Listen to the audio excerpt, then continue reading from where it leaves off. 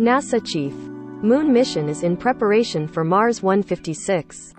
CNN. NASA is still aiming for a June launch after a second attempt at a final test for its Artemis I mission to the Moon was scrubbed on Monday. NASA's Artemis I mega moon rocket test stopped for second time. "We're not ready to give up on the June launch window," Artemis mission manager Mike Serafin told reporters in a Tuesday news conference.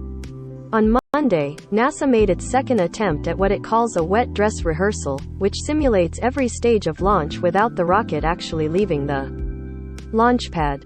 The rehearsal is a crucial step in the first phase of NASA's Artemis program, which is expected to return humans to the Moon and land the first woman and the first person of color on the lunar surface by 2025. The Artemis I rocket stack can be seen at sunrise on March 23 at Kennedy Space Center in Florida. The test was stopped Monday before it was completed because of an issue with a panel on the mobile launcher that controls the core stage vent valve, said Charlie Blackwell Thompson, Artemis launch director for NASA's Exploration Ground Systems program. The valve relieves pressure from the rocket's core stage.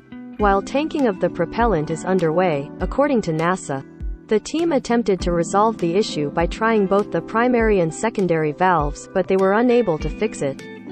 NASA wants sustainable lunar lander concepts for future Artemis missions.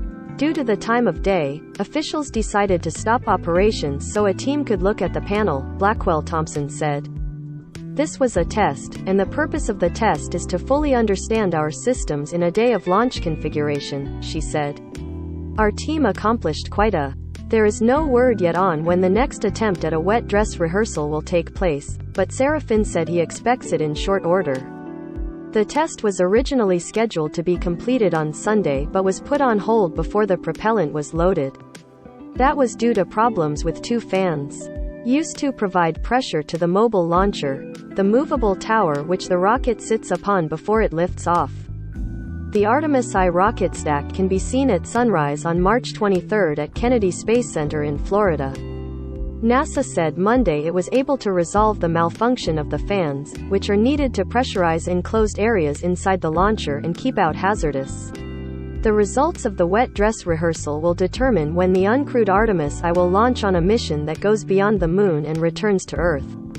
During the flight, the uncrewed Orion spacecraft will launch atop the SLS rocket to reach the Moon and travel thousands of miles beyond it, farther than any spacecraft intended to carry humans has ever traveled.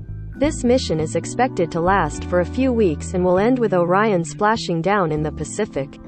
Artemis I will be the final proving ground for Orion before the spacecraft carries astronauts to the Moon, 1,000 times farther from Earth than where the International Space Station is located. After the uncrewed Artemis I flight, Artemis II will be a crewed flyby of the Moon, and Artemis III will return astronauts to the lunar surface.